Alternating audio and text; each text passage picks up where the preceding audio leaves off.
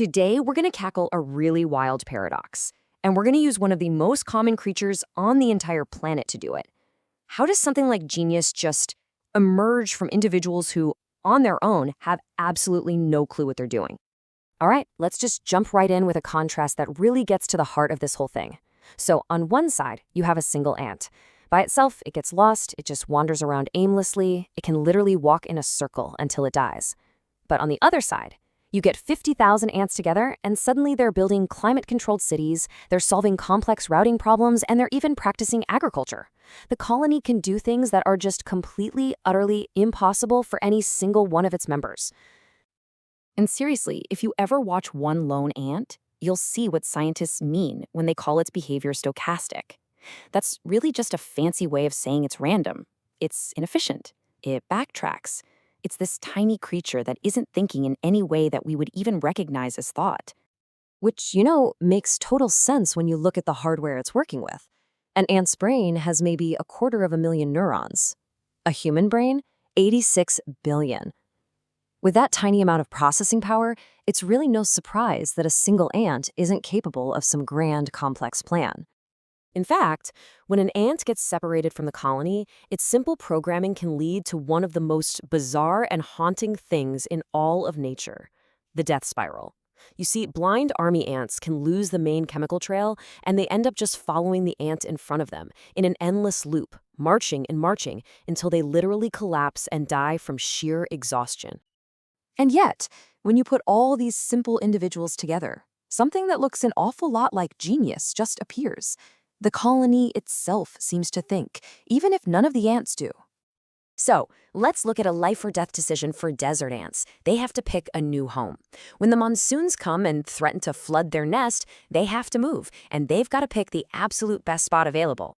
So how do they do it? Well, they use this incredible system of democratic consensus. First, hundreds of little scouts just go out and search randomly.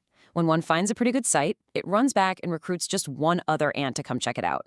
Now, if that second ant also thinks it's a good spot, the signal gets amplified. It starts recruiting other ants too. This whole thing creates a positive feedback loop for the really good sites, while the not-so-great ones just kind of fizzle out. And once a certain number of ants, a quorum, gathers at one spot, that's it. The decision is made. The whole colony commits and moves. And the craziest part? Not a single ant understands the big picture of what's happening. And what's really fascinating is that this collective intelligence thing goes way beyond just making decisions. I mean, take leafcutter ants. You see them carrying those little bits of leaves?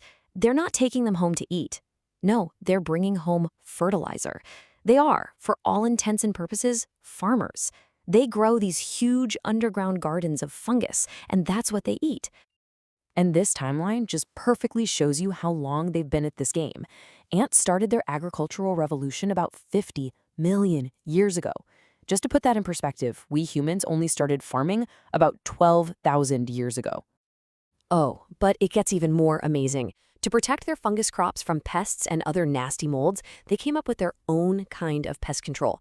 They actually use bacteria that lives right on their own bodies to produce antibiotics. Antibiotics that kill the bad stuff, but leave their precious fungus totally unharmed. They were using antibiotics millions of years before we ever stumbled upon penicillin. It's unbelievable. Okay, so if no single ant is a farmer, or a city planner, or a democratic voter, then where in the world is all of this incredible intelligence coming from? Well, the answer actually lies in that very same mistake we started with, that haunting death spiral. It turns out this isn't just some tragic fluke. It's actually a massive clue. The death spiral really just pulls back the curtain. It shows you what happens when you're left with nothing but the simple, individual parts, each one just running its simple little program to its fatal, logical end. It's what you get when the system itself breaks down. So here's the crucial point. The genius isn't located inside any one ant. It emerges from the system of all their interactions, the pheromone trails they leave, the little taps of their antenna, the simple rules that thousands of them are all following at once. This system holds a memory that outlives any single ant, stored in those chemical trails that guide generation after generation. The intelligence, it's in the connections between them. So let's scale this up, because this is where things start to get really interesting, and maybe a little unsettling for us. This number, 6,000 kilometers, that's the length of the Argentine ant supercolony in Europe. It is a single, massive entity stretching across the continent, with billions of individual ants all cooperating. No single ant has any idea that this is happening. It has no concept of the scale, but it still acts as one tiny part of this enormous whole. And this leads us to a really fascinating and, frankly, a deeply unsettling comparison.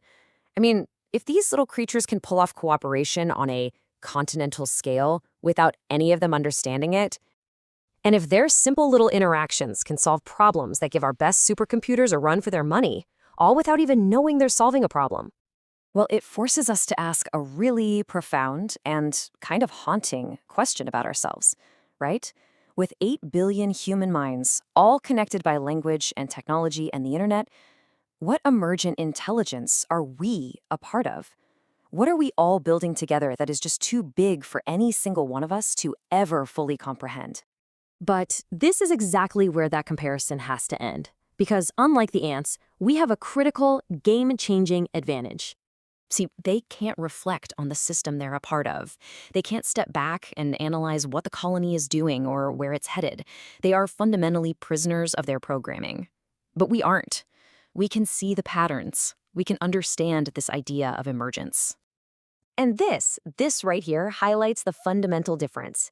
Ants cannot choose to build something greater. They're just compelled to by instinct.